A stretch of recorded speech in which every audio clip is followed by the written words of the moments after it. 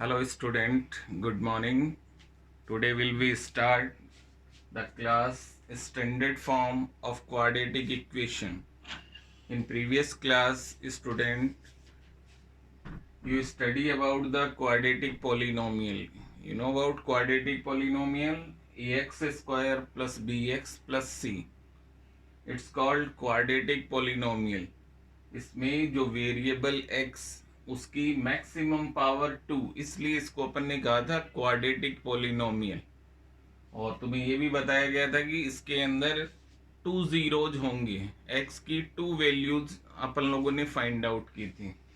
आज अपन स्टार्ट करेंगे क्वाड्रेटिक इक्वेशन।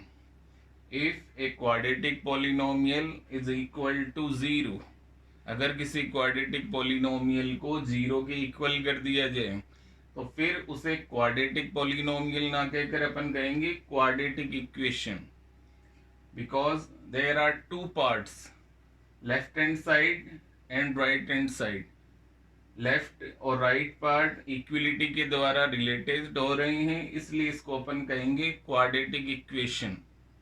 क्वाड्रेटिक इक्वेशन के अंदर स्टूडेंट जैसा पॉलिनोमियल में था a जो एक्स स्क्वायर का coefficient, b is coefficient of x and c is a constant term.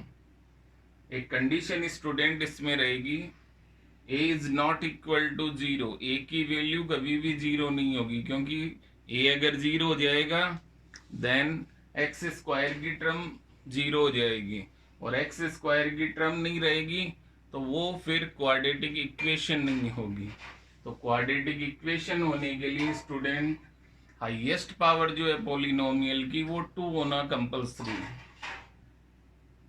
According to some examples आप इसको समझ सकते हो, जैसे for example x square plus 2x minus 3 equal to 0, it is a quadratic equation, because अगर इन polynomial देखें तो इसकी हाईएस्ट पावर है 2 or equal to 0 in RHS 0, then it is quadratic equation. Second example is also in quadratic equation.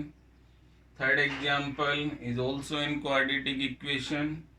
But fourth और fifth example के अंदर आपको नजर आ रहा है, जैसे fourth example जो है उसके अंदर वेरिएबल x की मैक्सिमम पावर आ रही है स्टूडेंट 3। क्वाड्रेटिक इक्वेशन होने के लिए वेरिएबल की मैक्सिमम पावर होना जरूरी है 2, जबकि यहाँ देख रहे हैं मैक्सिमम पावर है 3, तो it is not quadratic equation. Fifth example में जो वेरिएबल है x उसकी हाईएस्ट पावर है 1, इंस it is linear equation not a quadratic equation. तो क्वाड्रेटिक इक्वेशन होने के लिए students must be A x जो वेरिएबल रहेगा, x हो या y हो या z हो, उसकी हाईएस्ट पावर 2 होना कंपल्सरी है। ओके, देन आफ्टर स्टूडेंट इसके अंदर एक टॉपिक आएगा रूट्स ऑफ क्वाड्रेटिक इक्वेशन।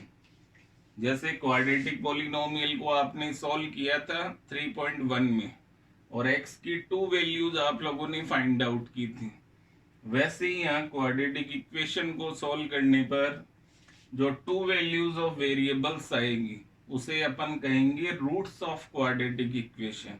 एक तरह से अपन कह सकते हैं कि किसी भी इक्वेशन का, क्वाड्रेटिक इक्वेशन का जो सॉल्यूशन होगा x की या वेरिएबल की जो 2 वैल्यूज आएगी उन्हें अपन कहेंगे क्वाड्रेटिक इक्वेशन के रूट्स।